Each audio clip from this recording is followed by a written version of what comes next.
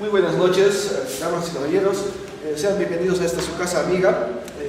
En esta oportunidad vamos a darles a conocer una charla más de este grupo Historiando. En esta oportunidad les vamos a presentar a Amadeo Valer sobre el tema del Coricancha. Démosle una fuerte bienvenida con un fuerte voto de aplausos.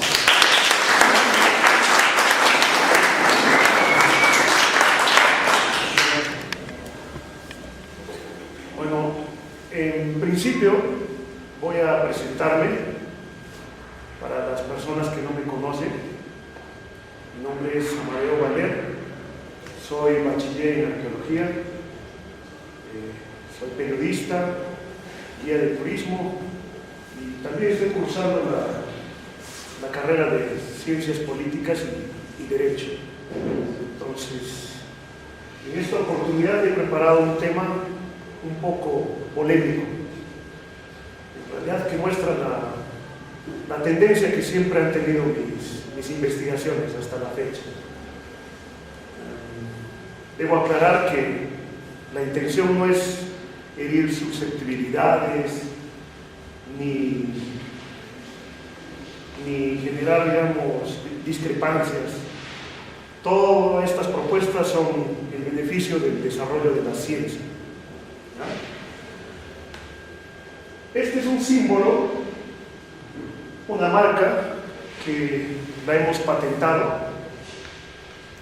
Es también el símbolo, la marca de un libro que está próximo a ser presentado, ¿no?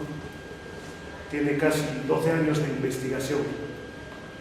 Este proyecto no solo lo realicé con especialistas de mi rama, sino es un trabajo interdisciplinario. Este libro cuenta con casi 600 páginas y trata todo en referencia a la sociedad inca, ya sea el aspecto económico, social, administrativo y todo.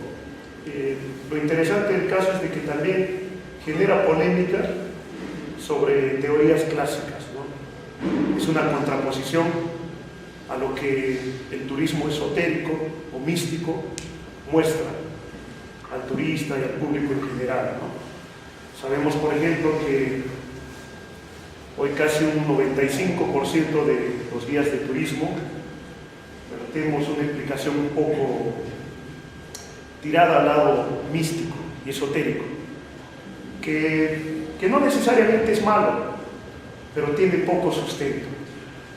Entonces, uno de ellos, por ejemplo, es la famosa o clásica trilogía andina, o la interpretación que se da al símbolo escalonado, mal denominado chacana, o denominar a esta civilización imperio. Y eso es solo a grandes rasgos de lo que trata el libro, ¿no? Creemos, porque ya está en fase de corrección de texto y edición, que estará listo para junio o julio de este año. Como le hemos querido dar la seriedad del caso, este simbolito no es plagiado de internet ni nada por el estilo. Es un diseño creado para nuestro libro, para nuestra marca en Argentina, por Juan Alaro, ¿no? Un famoso y connotado diseñador bonaerense.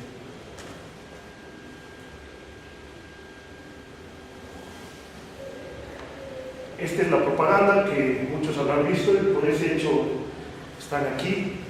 Lo hemos publicado a última hora.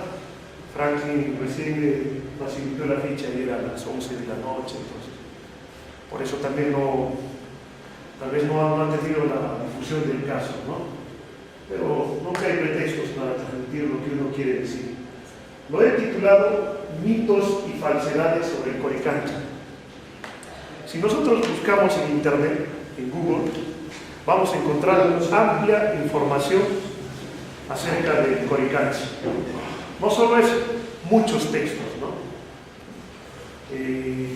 Los textos, por lo general, han tendido a tener esta postura, ¿no? Un tanto mística, un tanto esotérica y poco científica.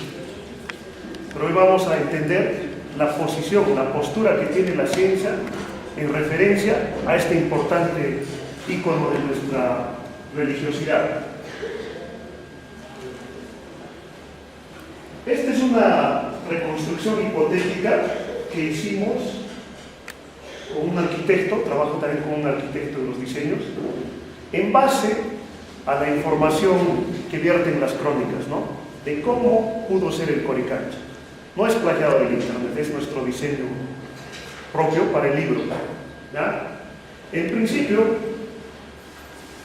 quisiera aclarar que el Coricancha, dependiendo de la época o el tiempo, tuvo distintos nombres, como en todo lugar. Erróneamente, algunos quieren afirmar que solo tuvo un nombre, pero eso no es cierto. Los lugares, los templos, las ciudades son dinámicas. El gran Cieza de León en el señorío de los incas lo determina como Inti Huasi, otros lo denominan como Inti Cancha. Cristóbal de Molina, el cusqueño, habla que su nombre primigenio fue Huaricancha, ¿no? Y en la crónica de Martín de Murúa se la menciona como Curicancha. Hoy en día, si visitamos el lugar, vamos a ver que dice Templo de Santo Domingo. Entonces la pregunta es, ¿cuál fue el nombre original? Todos, dependiendo de la época. Ahora, tengan en cuenta que mucho de la información vertida y errónea acerca del Coricancha no siempre parte de místicos o esotéricos. Grandes académicos también cometen errores. Si ustedes tienen la suerte de revisar el texto de Luis Guillermo Lumbreras, un gran arqueólogo peruano, en su libro Historia del Tahuantinsuyo, menciona que en época inca había un jardín que todo era de oro y de oro macizo. Afirma que el gras era de oro, la producción de maíz era de oro, llamas y camélidos a tamaño natural de oro. Solo falta que diga que el aire que se respiraba era oro también, ¿no? Entonces, pero cuando vamos a la fuente primigenia, a la crónica que afirma la existencia de este jardín, no es tan fastuosa ni tan mágica como lo menciona Lumbreras. Entonces nos vamos a remontar a una de las fuentes primigenias, es la crónica de Pedro Pizarro. Pedro Pizarro lo único que dice acerca de este jardín o huerta es de que se encontraba al costado de donde duerme el sol, ¿no? Imaginemos el aposento del sol. Y él mismo dice que era una pequeña huerta de tierra que se hacía festivales 3 veces al año, muy probablemente ligados a los solsticios, Inti Raymi y Capas Raymi, y el tercero vendría a ser el Sitúa, ¿no? Pero da otro dato más. Él dice que hincaban maíces a tamaño natural con mazorcas, granos y sus hojas. Pero no dice más. No dice que había llamas a tamaño natural y que el gras era de oro. Incluso ahí el Inca simbólicamente iba a sembrar como en un aspecto psicosocial importante, ¿no? Para demostrar que si el Inca y el gobernante trabajan, el resto del pueblo también. Entonces, una muestra inteligente, ¿no? Hacia el pueblo. Entonces, ya vamos aclarando uno de las falsedades acerca del jardín, que más tiene que ver con la teoría del teléfono malogrado. Si quieren saber cómo fueron estos maíces, aún el Museo de Berlín en Alemania los exhibe. No se sabe cómo llegó ahí, pero están algunas réplicas, ¿no? de maíces de oro inca. Ahora, hay que aclarar que muchas crónicas, o hoy en día más que todo, afirmamos que estos edificios eran templos, ¿no?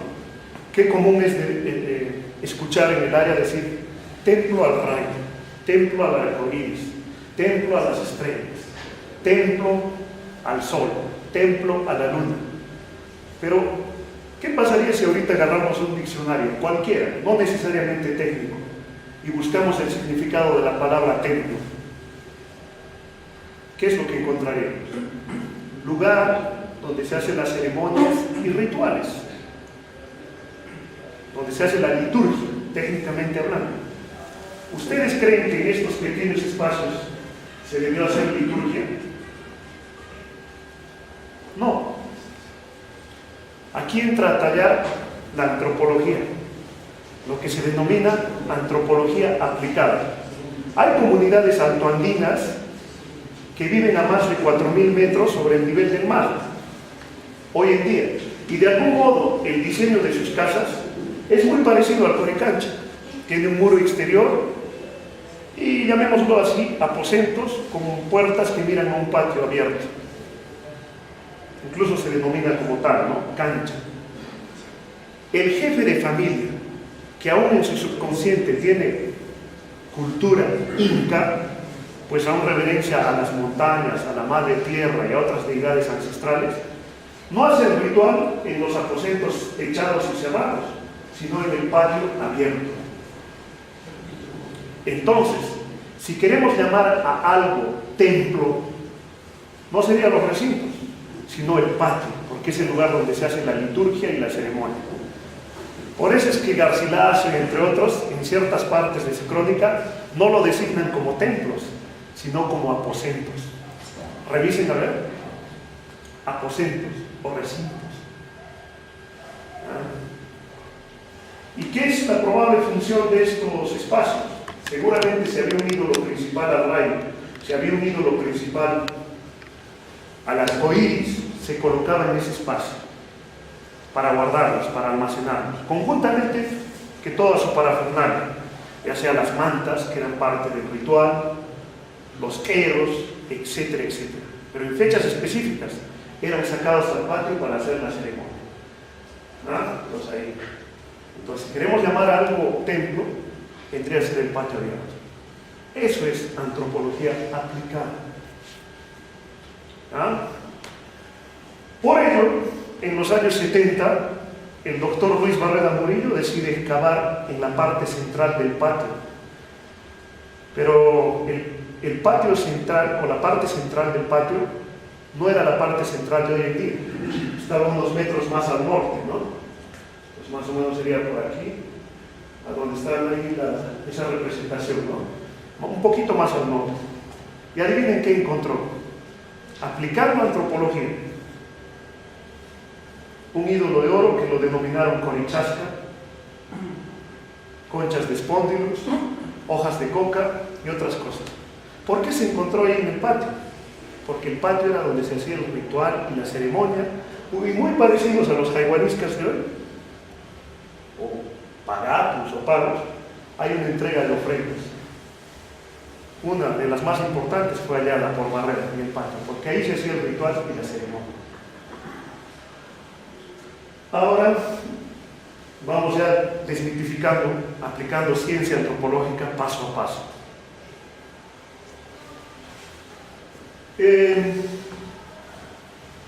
Que esta reconstrucción hipotética tenga errores, probablemente sí, pero ayuda a ilustrarnos cómo fue el Coricancha, ¿no? Muchos comentan que en este espacio, algunos le llaman inclusive la sala de sacrificios, ¿no? Hoy se encuentra ahí una piedra que tiene una forma curiosa.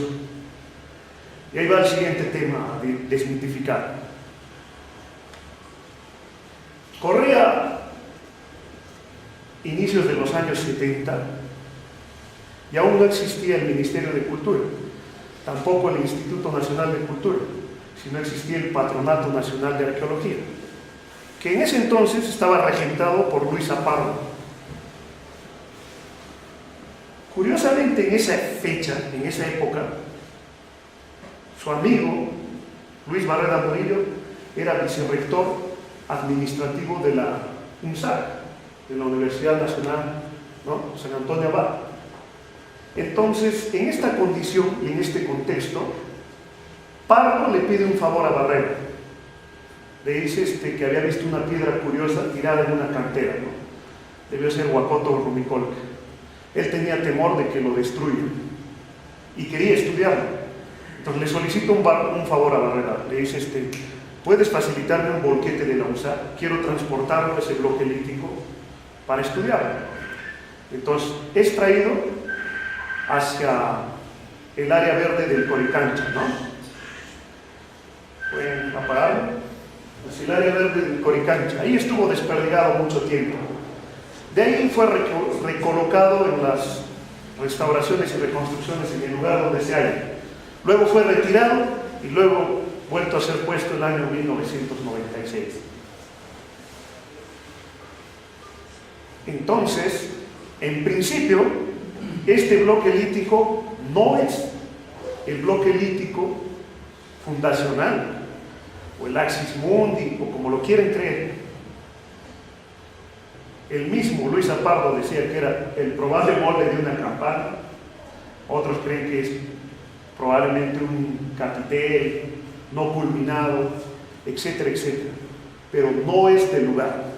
Hay el registro de grandes académicos que confirmaron en vida esto, el gran Luis Apardo y Luis Barreda Merino.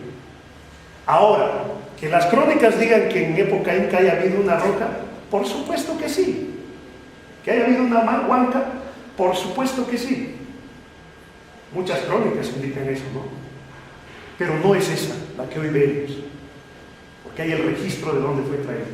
Lo más probable es que el original haya sido destruido, porque usen lógica.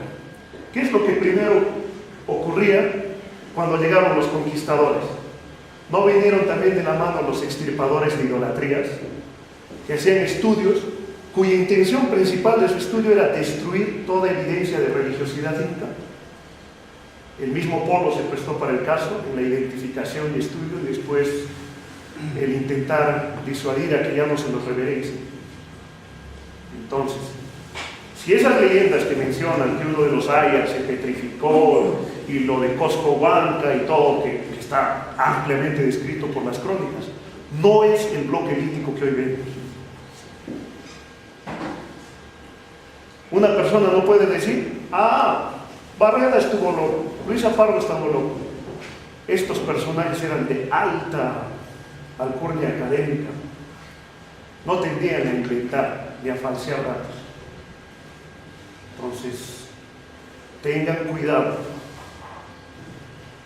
Quien les habla está dispuesto a tener un debate abierto, pero con quien planteó la idea primigenia, no con quienes siguen el caso, no a profundidad.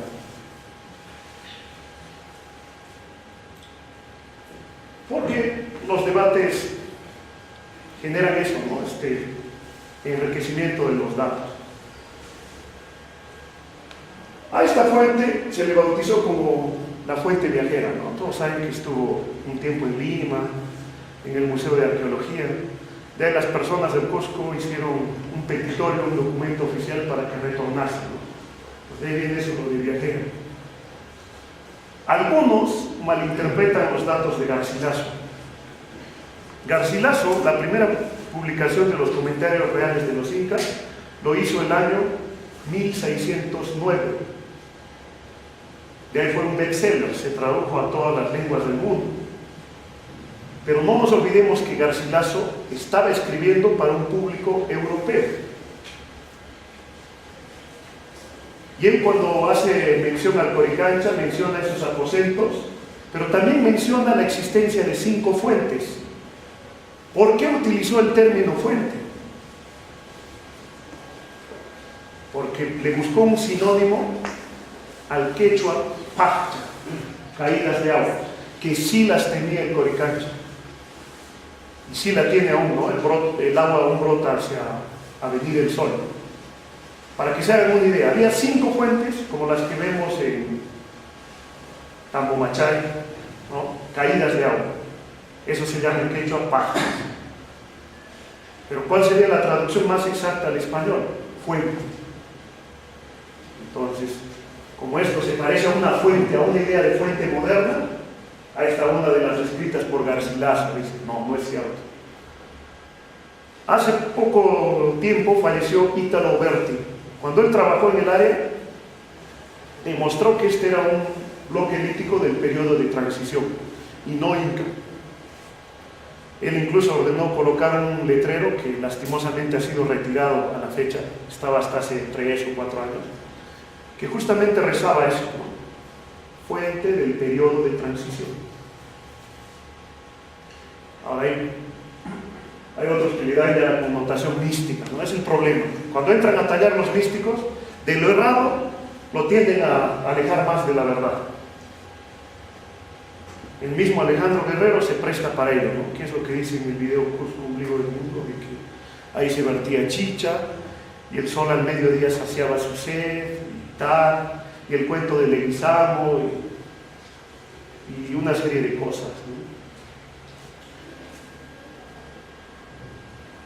Incluso Barrera sarcásticamente lo denominaba, ¿no? El jacuzzi de los curas dominicos. Ahora, vamos a aplicar un poco de lo que está de moda. Es la arqueoastronomía. Por supuesto que esto no es una fotografía real. Es una reconstrucción hipotética que hicimos para el libro. Nadie le puede acusar de plagiador o todo, porque son reconstrucciones que yo trabajo con profesionales, con un arquitecto, ¿no? Con Waldir Chirinos, un gran arquitecto.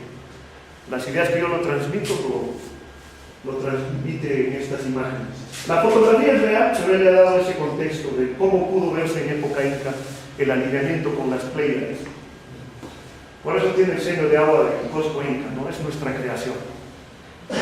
Pero este dato nace en base a un estudio que realizó Tom Suidema, de ahí también Bauer, en el que se logra demostrar que en época inca las Pléyades tenían alineación con este callejón los primeros días de julio.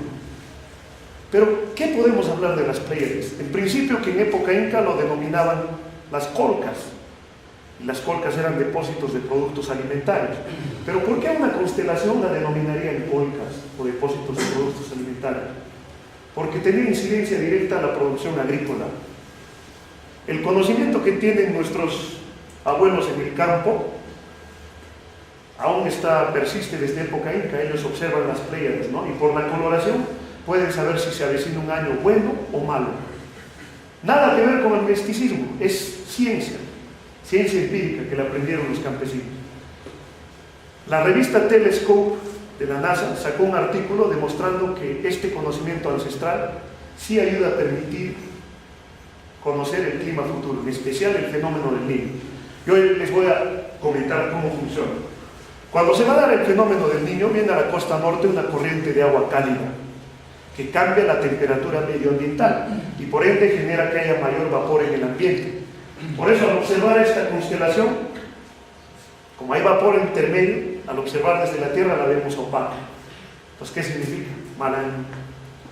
Pero ¿qué pasa ya también cuando están brillantes? Va a haber un buen año, porque no está viniendo la corriente del Niño. Entonces, tiene lógica científica, pero en base a empirismo, que aún los tienen nuestros abuelos en el campo. Eso de observar las estrellas.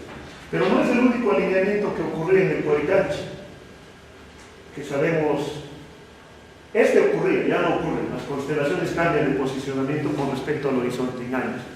Lo que cambia muy poco es las salidas del Sol.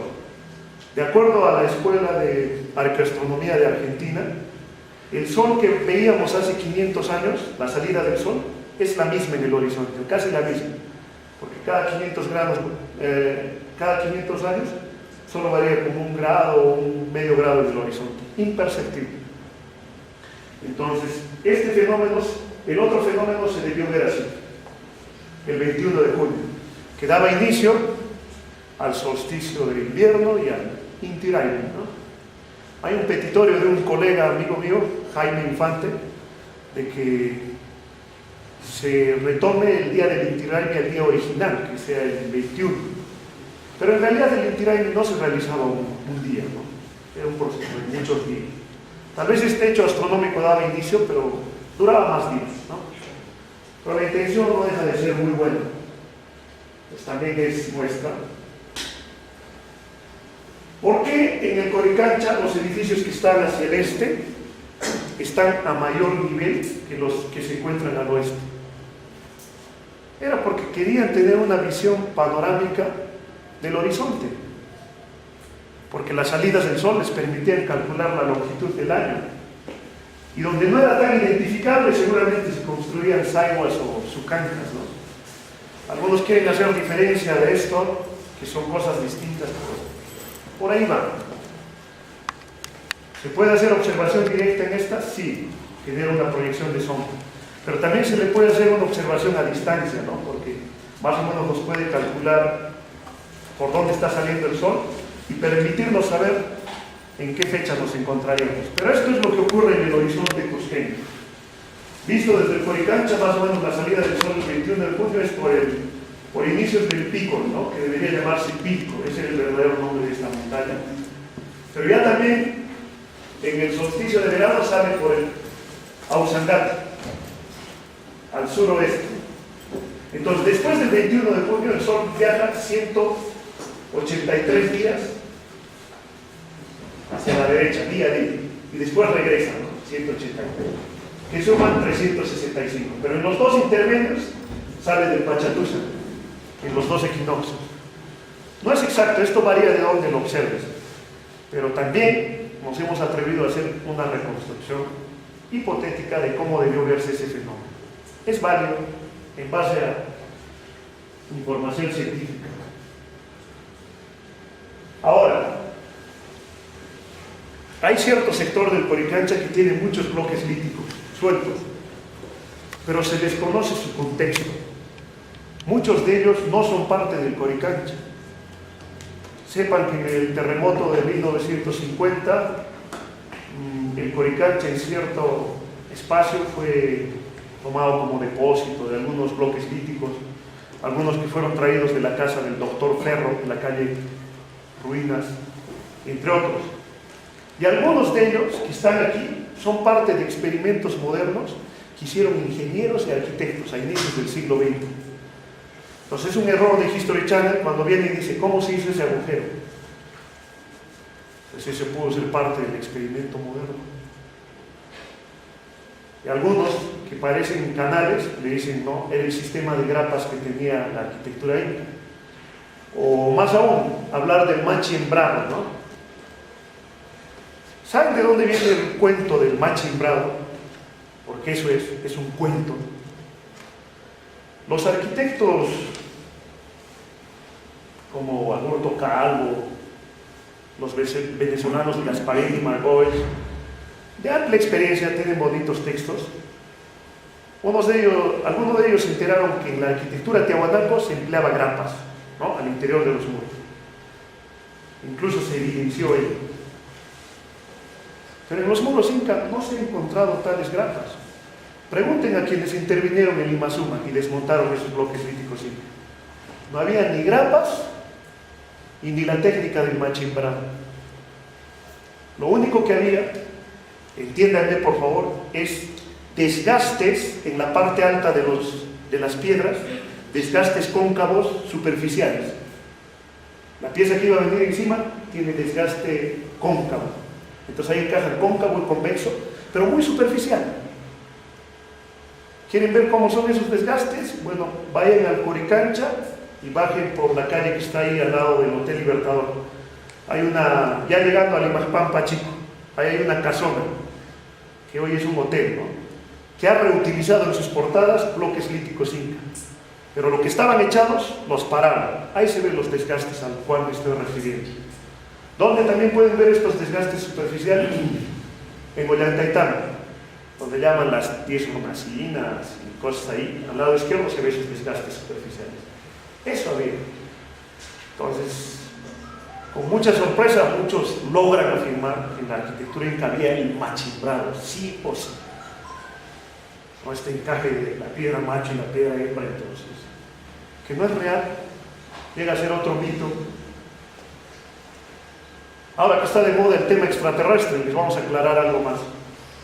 Las piedras fueron traídas de Rumicorca, ¿no?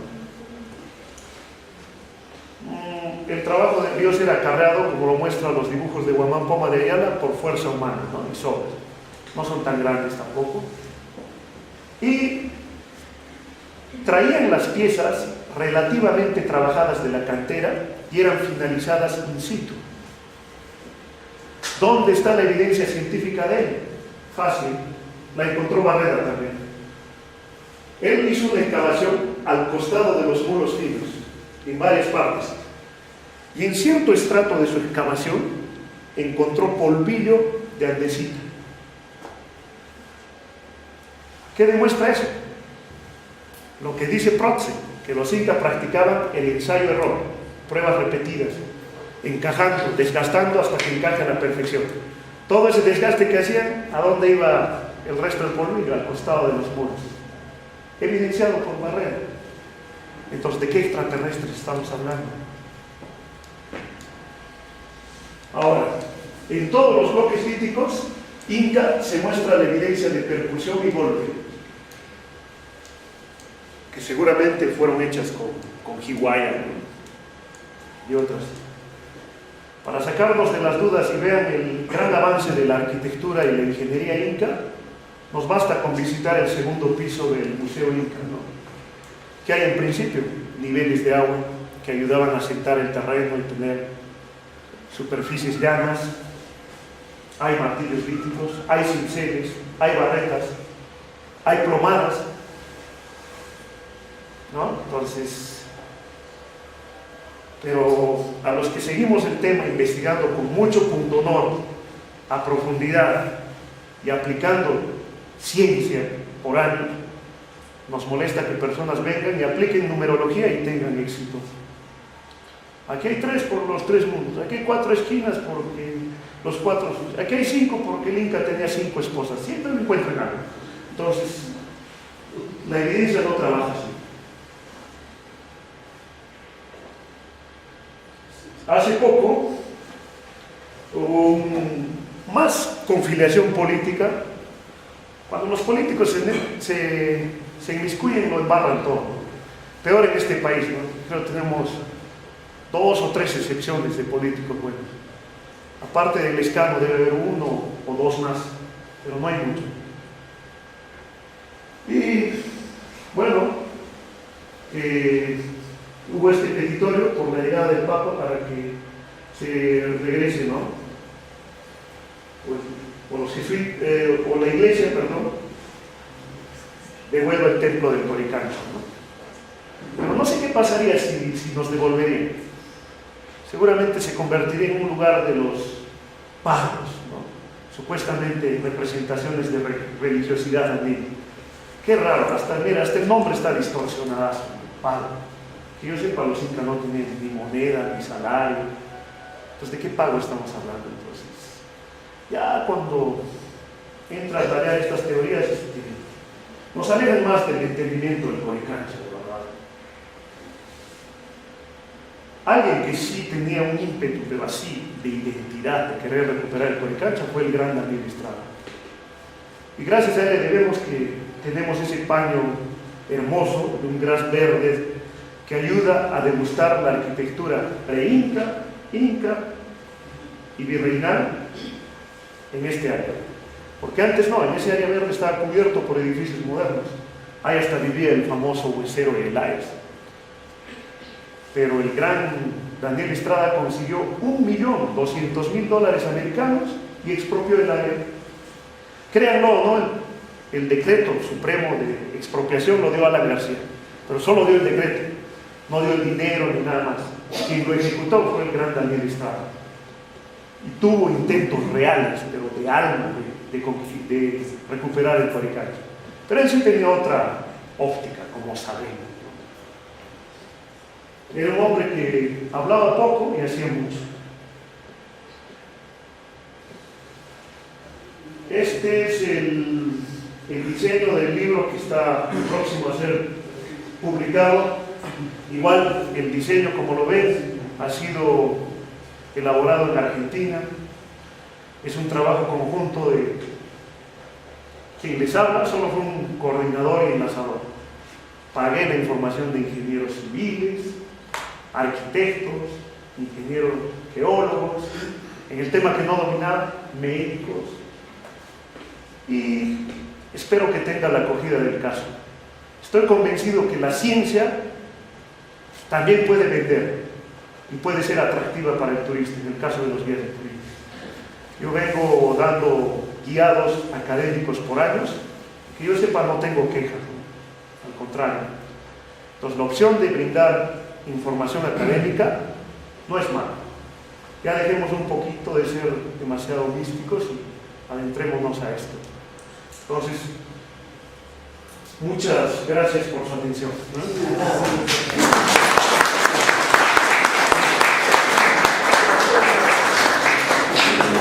Bueno, muchas gracias. A continuación vamos a dar una pequeña sesión de preguntas. A ver, las personas que estén interesadas.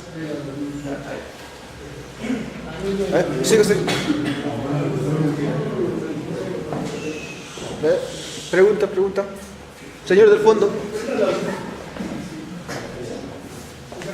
Su pregunta. Entonces, acá mi compañero y colega Amadeo también. Es muy interesante el caso, muy rápido que se ha podido optar, se ha podido ver. Yo espero, a veces yo aprendí esto con experiencia. Bueno, me presento primero. Mi nombre es Oscar Ángel Aguipanqui Gaona, soy guía oficial de turismo, soy licenciado en antropología, soy magíster en gestión del turismo y soy estudiante de arqueología. Yo aprendí con experiencia una cosa. Cuando uno escribe algo, cuando uno escribe un texto, uno escribe para un público objetivo, ¿correcto? Ese público objetivo puede ser trabajadores en turismo, guías oficiales de turismo, licenciados en turismo, el mundo académico o el mundo menos capacitado en teorías científicas. Mi pregunta, con mucho respeto, yo voy a comprar tu libro porque va a ser también para mis futuras. No, para mis amigos es gratis. Yo soy tu amigo. Y tengo pocos amigos. Mucho respeto, hermano, y posteriormente me gustaría comenzar para hacer algún trabajo o alguna, porque yo ya publiqué. Cualquier persona que desee ver mis publicaciones en Brasil es de antropología y turismo, soy especialista en antropología y turismo, está en la biblioteca de la Universidad, en la biblioteca de la Andina, en la carrera de turismo. Pueden encontrarlo como antropología del turismo. Un poco de lo que hacen muchas personas como guías, como dice el colega acá Amadeo, acerca de mistificar los lugares culturales, ¿no? Mi pregunta era, así como escribimos para diferentes grupos objetivos, de todo corazón, y ahora que estoy en tu carrera, que ahora es mi carrera también, noto que, bueno, como hoy tengo que leer mucho más, estoy recién en el tercer semestre, a Barrera Murillo. Barrera Murillo hasta ahora no tiene una teoría científica como tal. Teoría científica como tal, tipo John Rock, por ejemplo. Por otro lado, me gustaría ver, porque tú eres mi amigo, yo te aprecio mucho, nunca te he escuchado hablar, por ejemplo, de una arqueología marxista, porque acá hay fundamentos para hacerlo. Nunca te he escuchado de una nueva arqueología o de arqueología, que compañeros son cosas y cuestiones totalmente diferentes, ¿no? Acá mi querido amigo lo sabe. O por ejemplo también hablar un poco de del nuevo tipo de arqueología que se está dando. Pero te felicito, hermano, cuenta conmigo para cualquier cosa y situación, y realmente tú tienes toda la razón de poder ver los puntos a favor y los puntos en contra. Lamentablemente mi querido amigo dijo en un momento, ¿no?, la antropología aplicada. Efectivamente, esos son trabajos de antropología aplicada, de antropología aplicada, pero también tenemos que entender, yo como antropólogo, ustedes, mis colegas, guías de turismo, licenciados en turismo, son mi objeto de estudio. Eso quizás nunca lo habrán escuchado, el objeto de estudio. ¿Quién es el objeto de estudio de ustedes? ¿En qué sentido? En optar, poder, por ejemplo, hacer una encuesta y preguntarles, ¿no? Con mucho respeto, ¿no? Disculpen, ustedes que creen de la información vertida por sus profesores en los institutos o universidades, buena, mala, regular. Y es por eso que ese tipo de datos o base de datos va a fortalecer algún tipo de información que el compañero tenga posteriormente para poder hacer algún tipo de publicación. Pregunta. La pregunta. Mi pregunta era. Mi pregunta era acerca, ¿por qué has utilizado o vas a utilizar algún tipo de explicación científica arqueológica de alguna escuela para promover tu libro, o es que no lo has tocado? Ese era Muchas. No como. Puedo responder.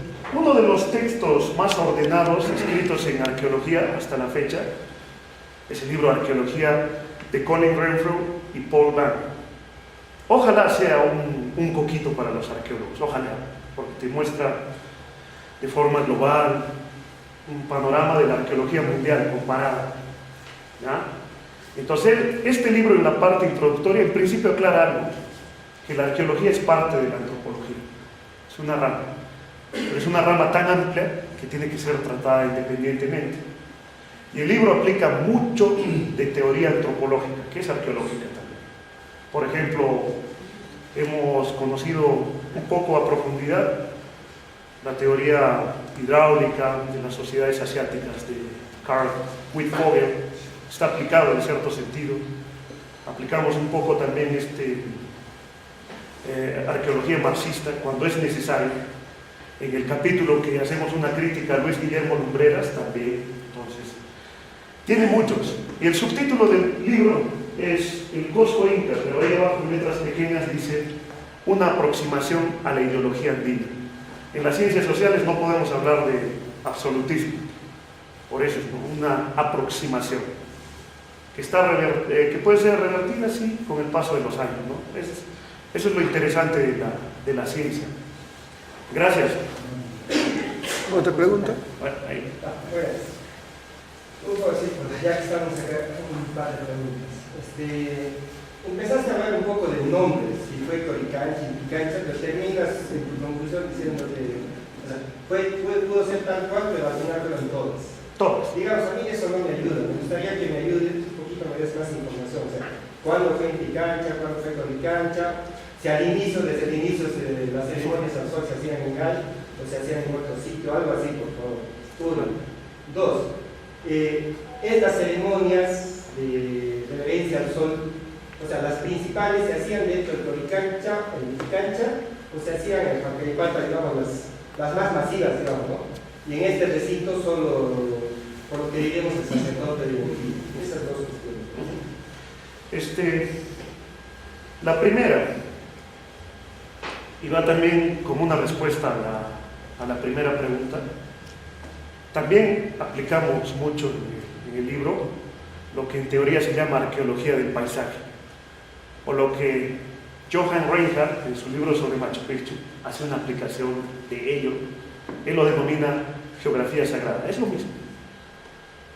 Cuando los primeros pobladores llegan al valle del Cosco, denominado Acamán primigeniamente, encuentran un promontorio de rocas, porque el Coricancha está encima del nivel del área, será un promontorio. Y de ahí viene, ¿no?, lo que muchos repiten, el Cosco Huanca. Esto lo decía en su libro publicado en 1997 el doctor Escobar, ¿no? Cosco Huanca, que significa promontorio de rocas, en base a muchas crónicas. Yo encontré muchas crónicas. Eso no es un descubrimiento. Pero ese hecho de ser un promontorio hizo que todas las sociedades que se asienten lo consideren como un espacio sagrado.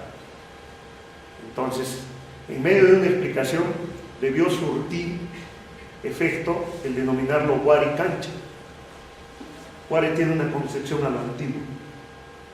Y cuando si se hace referencia al Inti Huasi, parece ser, porque no hay absolutismos, el nombre previo a la reconstrucción que realizó Pachacuti, descrito por Betanzos. Parece que él hasta tenía conocimientos de construcción e ingeniería, porque Betanzos dice que él mismo hizo el planeamiento con cordeles. Entonces está dando a entender. Y lo más seguro es que sí, porque debió estudiar en un Yachayhuasi.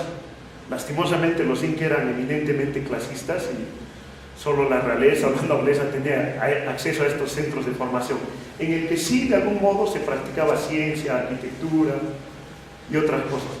Por eso es, siempre pongo este ejemplo, no existe la superioridad de raza, pero sí existe la superioridad de la educación. El más educado, el más culturizado piensa mejor, actúa mejor. Por eso es que Pizarro murió analfabeto y Atahualpa en el corto tiempo aprendió a leer y escribir español y a jugar ajedrez. Fue porque venían de una escuela formada, habían sido formados.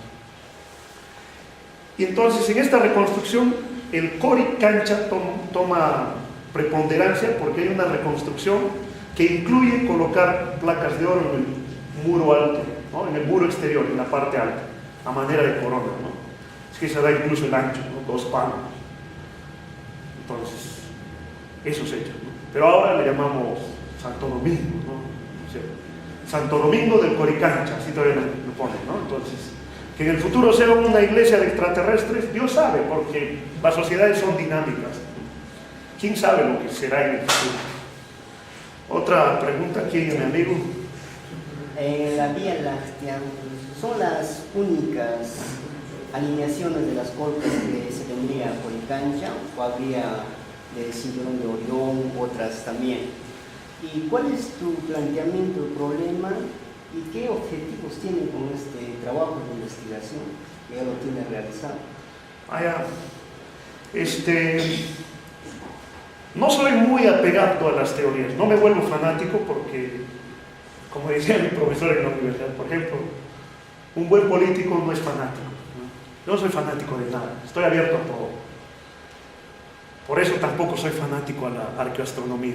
Lo que veo y creo que está comprobado, lo digo y lo disemino. Pero lo que no, me mantengo callado. Y hay muchos que ya quieren caer al grado de exageración, que cada esquinita viene a Orión, hipotenusa al cuadrado y cosas que ya dejan. Pero sí hay cosas que se conocen. Que yo sepa, porque continúa en el conocimiento ancestral, la observación de las colcas, ¿no? Que se conocen con el nombre de Pléyades. De ahí puede haber otras, ¿no? Porque ya no quisiera entrar al campo místico, esotérico, porque no es mi estilo. No es tampoco una falta de respeto, pero no quiero eso. Cuando se compruebe y encuentre más datos, recopile más datos, probablemente cree más alineaciones. Y el propósito del libro es simple. Yo recuerdo el día que empecé a escribir, y es hace 12 años, Pulpín, cuando estaba en la Facultad de Arqueología.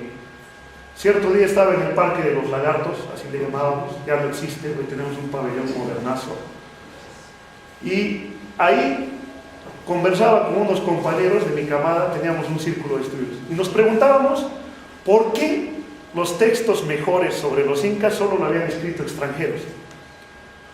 Y en un orgullo un poco chauvinista, nosotros conjuramos, no estábamos ebrios, estábamos sanos, de cambiar y revertir ese problema. Es decir, que alguna vez nosotros vamos a ser la generación que cambie, en el que cusqueños, andinos empiecen a escribir sobre los incas y con mucha coherencia. Creíamos que nuestros textos íbamos a acabarlo en 6 meses o en 1 año. A mí me tomó 12 años, a otros les está tomando más. Entonces, escribir bien es difícil. Pero es un buen texto porque para no faltarles el respeto al público, utilizo un lenguaje comprensible para las masas y tiene las citas, el respeto. Este modelo APA y todo, para que tiene todas de la ley, ¿no? Colega, mi amigo de arqueología, lo he visto en mi época también. Sí, mi hermano chileno, estudió en San Antonio. Me siento muy contento de que haya venido gente interesada por una exposición que un poco trata de traer a nuestra conciencia la verdad acerca de lo que es nuestro patrimonio. Como en la pregunta todavía me parece como si efectivamente un compañero que cuando yo llegué acá a estudiar, yo soy chileno, y vine a estudiar arqueología después de ser funcionario público durante mucho tiempo, ¿no?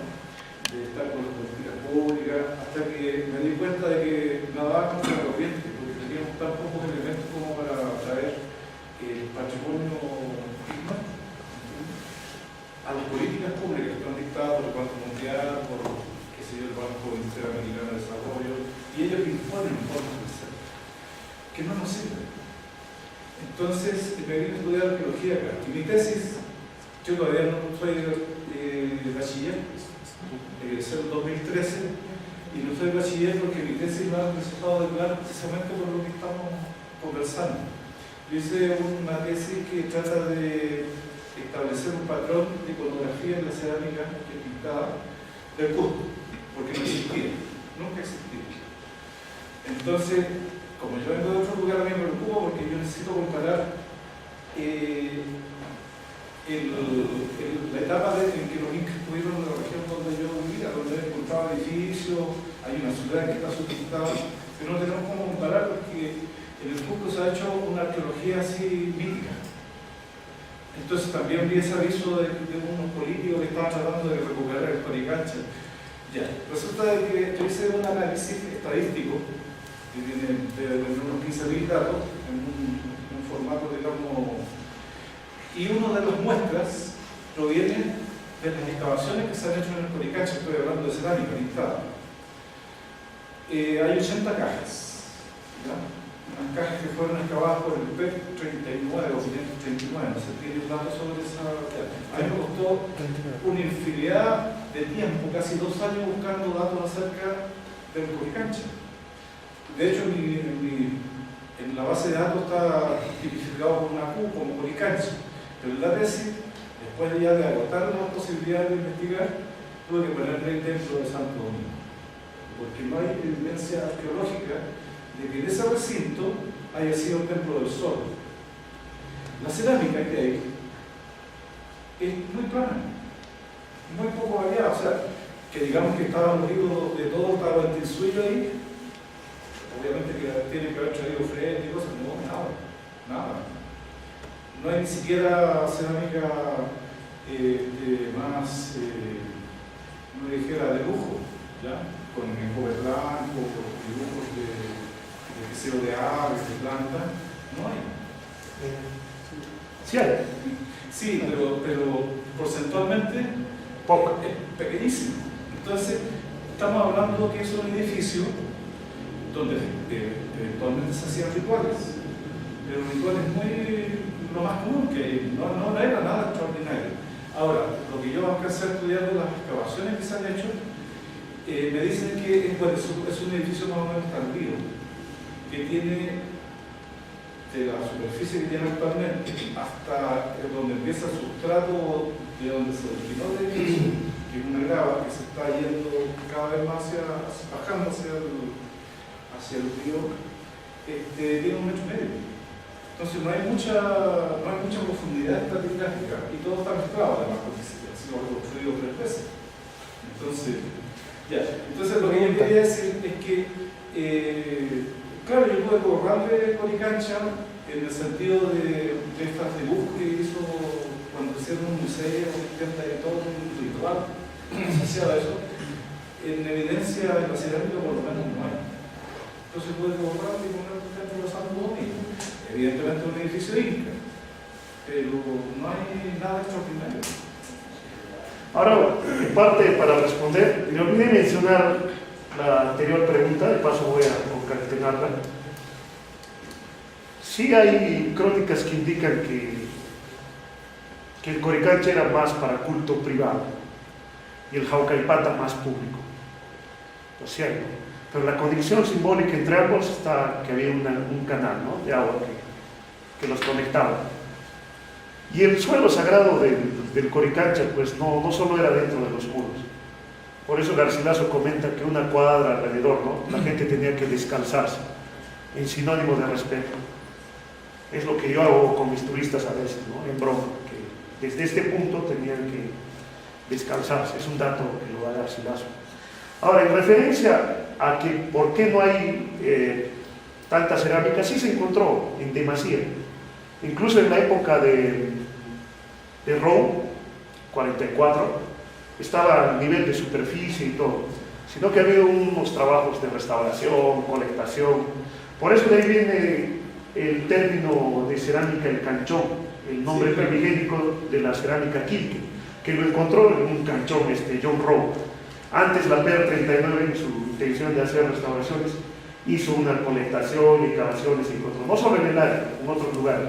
Después la CRIF, con el arquitecto Ladrón de Guevara.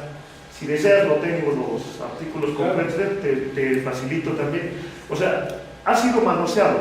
Y en una fotografía que se muestra en el Cusco, tierra natal de los incas de Rome, vas a ver que al momento de la CRIF, los edificios, los recintos, estaban repletos de tierra amontonada.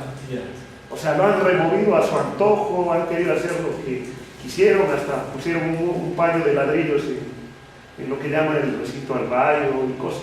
O sea, sí son unas cosas. Aquí lo tengo inclusive en la fotografía, te puedo mostrar. Hubo una remoción de tierras abusiva. Y Daniel Estrada, que tenía una intención muy noble, lastimosamente sus trabajadores no tanto, porque metieron hasta maquinaria pesada en esa área que da hacia Avenida del Sol, que también ayuda a entender el Coricancha. No sé si queriéndolo o no, pero se destruyeron algunas terrazas y todo. De ahí se quisieron recomponer, pero ya no es igual, estar ahí se nota muy diferente. Entonces hubo una remoción de tierras terrible. Y en las descripciones que está, hasta se encontraron alambres y cosas, ya estaba un poco revuelto. Pero sí hay. Yo quisiera conversar luego contigo, colega, a ver si hablamos para hacer algo conjuntamente. De hecho, ya tengo ese problema que no lo voy a titular porque, como le digo, me recitaron de plano la tesis, porque no solamente tiene este problema que yo encontré con el Coricancha al trabajar con números.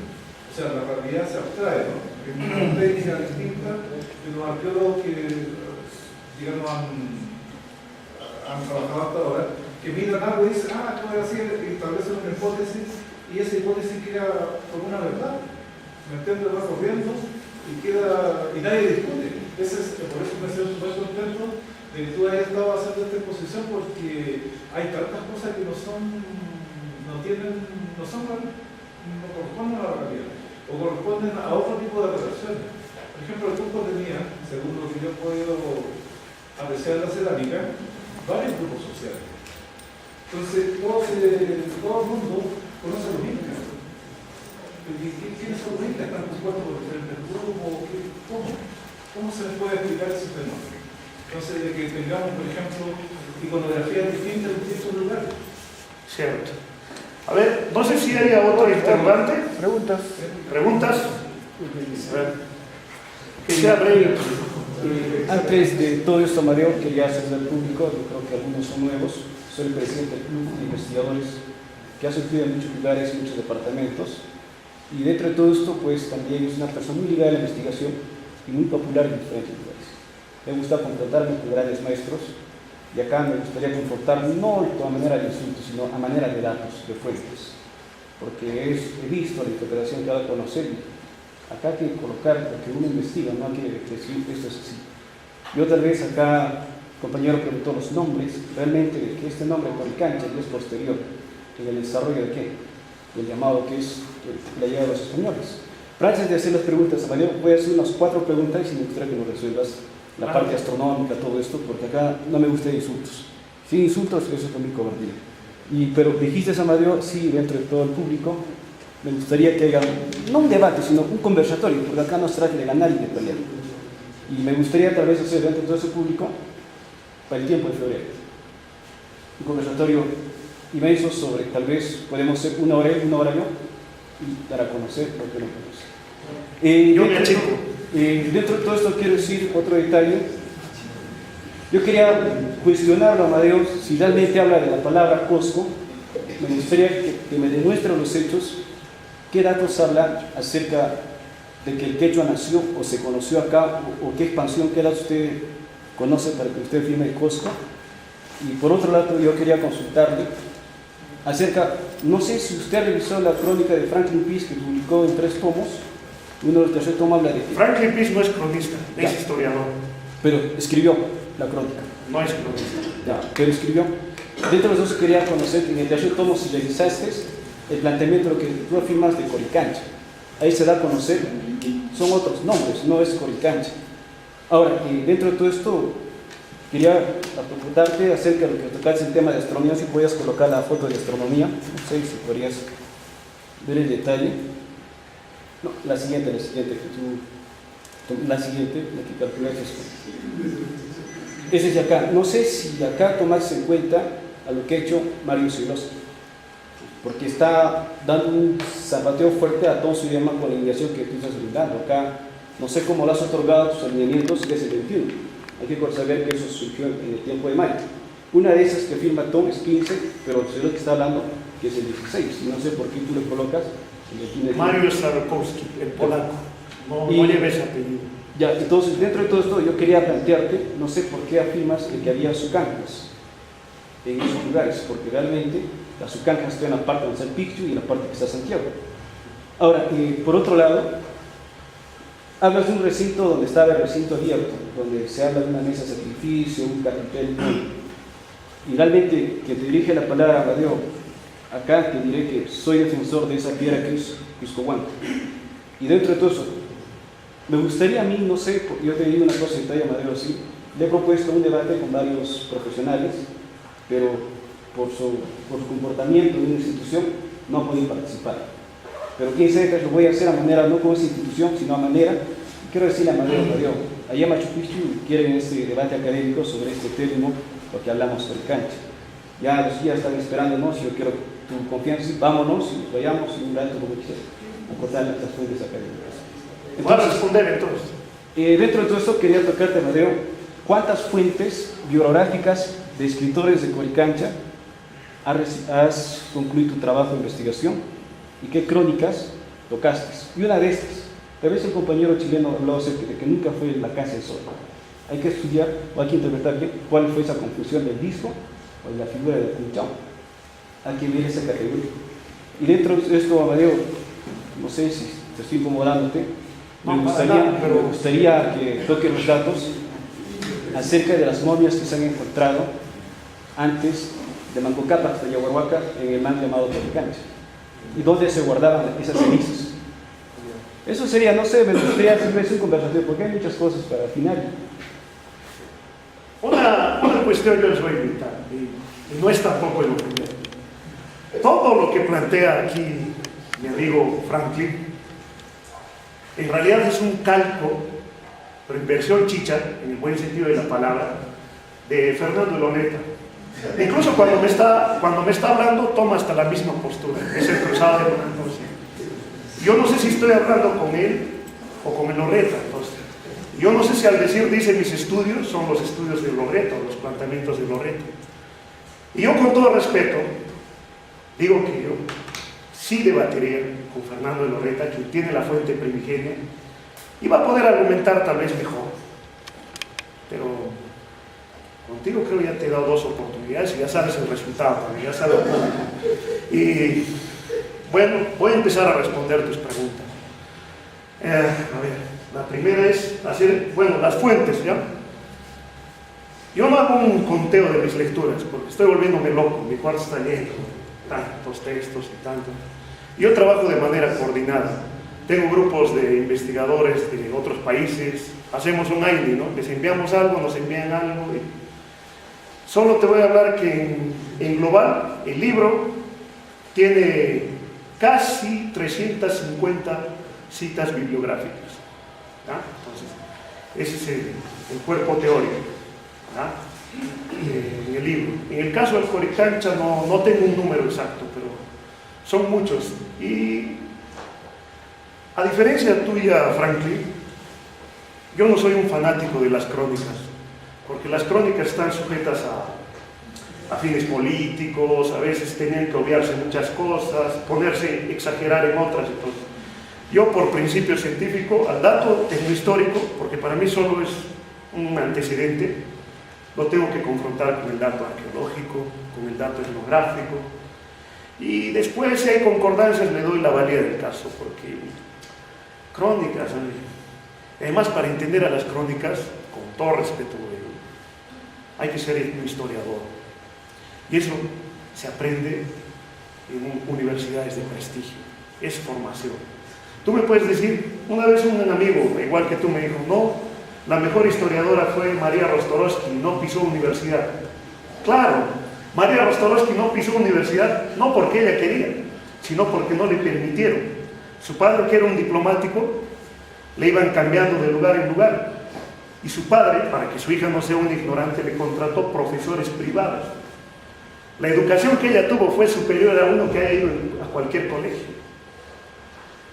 Y fue superior como historiadora a cualquiera con título porque ella era de la escuela de Porras Barnechea, asistía a las clases, debatía, era una alumna más, iba a todas las salidas de campo. Lo único, no sé por qué a ella le dicen empírica, ¿no? tuvo una formación universitaria profunda, por eso escribe tan bien. Entonces, si tú, bueno, te has autoproclamado que eres muy popular aquí, allá, depende, ¿no? Yo no sé si te reciben en universidades científicas o si son reuniones místicas, o sea, eso hay que diferenciar también. Entonces, de las fuentes, temas de Mario Tchaikovsky, de las salidas. Hoy no es necesario ser un experto para identificar las constelaciones del pasado. Hemos tenido un curso con GIAF, la Asociación de Guías Asociados PUL, sobre un curso de arqueoastronomía. Hay una física de formación, nos entregó unos softwares de computadora. No necesitas ser un experto, le pones las coordenadas y te reconstruye el cielo del pasado. Eso lo puede hacer Suidema, eso lo puedes hacer tú, eso lo puede hacer mi sobrino de 5 años. Y es matemático y exacto, sistemas computacionales. Entonces, no digamos que Tchaikovsky lo quiere corregir a tal o a Suidema a tal, todos podemos hacer eso. Y el tema es polémico, ¿no? Porque las constelaciones evolucionan. Y les repetí, de que esto pueda tener sus defectos del caso, probablemente. Pero estamos dispuestos que otro venga y diga, no, esto es, porque... Y estamos abiertos, así es la ciencia. Más bien quiero aprovechar en felicitar a un gran arquitecto y amigo, aquí está el arquitecto Waldir Chirinos, que todas esas obras de arte que les he mostrado están con él. Si alguno necesita de su ayuda, por favor, no, solo trabaja para mí. Ahí está, gracias Waldir. Muchas gracias, colegas. Una pequeña palabrita. Hablando un poco del mundo académico de las universidades, no sé si mi compañero y tu hermano lo habrán escuchado a Alejandro Diez. ¿Quién es Alejandro Diez? Uno de los mejores antropólogos en todo el Perú, catedrático de la Católica de Lima. Yo tenía una inquietud como antropólogo y le digo, profesor, disculpe, algunos autores o teóricos que me puedan mencionar de etnoarqueología, porque a mi vista personal como antropólogo y como ya me he dado cuenta que la etnoarqueología en la universidad no existe. Por ejemplo, Dante Salles en su prólogo agarra y dice etnoarqueólogo de la Universidad San Antonio de Vallecusco. Eso es para hacer un proceso y denunciarlo por estafa, porque eso no existe. Dos, le pregunté al doctor, él es PhD, él ha hecho un postdoctorado en antropología, es decir, que tiene otra forma de concebir la realidad social y cultural. ¿Ya? Entonces le dije, ¿sabes qué? Me di cuenta que los que optan por investigar matemática geográfica o trigonométricamente más la etnoarqueología son los que trabajan en turismo. Pero perfecto, puede ser y es válido, pero ¿por qué no lo fundamentan desde una base teórica? La etnoarqueología es muy débil en el Cusco, hablando desde las ciencias sociales. Es por eso que quizás muchos guías y colegas míos agarran y hablan mucho de etnoarqueología tratando de dialogar o poder poner algunos conceptos, etc. Le dije, ¿qué cosas me puede recomendar, querido profesor? El profesor me dijo, bueno, algunas cosas que ya sabía, pero me comentó, igual que mi compañero Franklin me comentó, Don Suidema, perfecto, ¿no? Gary Hurto, ¿alguien lo conoce, el arqueólogo de Machu Picchu, al señor Bastante? Al arqueólogo Bastante. Cuando tengan un tiempito en Machu Picchu, váyanse a la oficina abajo en Aguascalientes y traten de buscarlo, señor. Es limeño, el jefe del parque, ahí abajo, es limeño, imagínense, pero es un señor 1000% capacitado que nos puede enseñar muchas cosas. Nos enseñó, por ejemplo, Gary Hurto, ¿no? Hablando de lo que es la significación que hizo aquel compañero del arquitecto de la posición de las colcas Pleiades o 7 cabrillas en la entrada ahí, perfecto, ahí habla Gary Hurto, ahí habla Tom Suidema, por ejemplo, pero también, como lo dijo Franklin, Mariusz Siłkowski, correcto, y también Jan Szymanski. ¿Dónde están los mejores trabajos de arqueoastronomía andina? Ahorita es en Ecuador, ni siquiera en el Cusco, como nosotros podríamos entenderlo, ¿no? Entonces, un poquito de énfasis, hablar un poco de ciencias sociales. A mí me encanta ver a muchos compañeros, cuando yo voy con mis grupos de turistas, les digo, hay que sentarnos un momento, hay que escuchar a mis compañeros. No inventemos cosas, que eso hace daño al turismo. No inventemos, agarren un librito más. No nos cuesta nada, en el momento de tomarse un café, de almorzar, agarrar un librito más, 2 libritos más, no nos cuesta. Simplemente eso. Y bueno, gracias por la cabida y felicitaciones a Amadeo, Frank, un amigo.